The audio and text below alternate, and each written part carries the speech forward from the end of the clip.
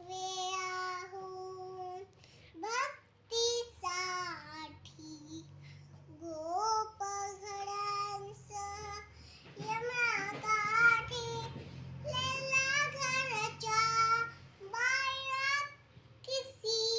गोकुळी आरवा केशवा माधवा तुझ्या नामात रे गोडवा तुझ्या वीर धनुर्धर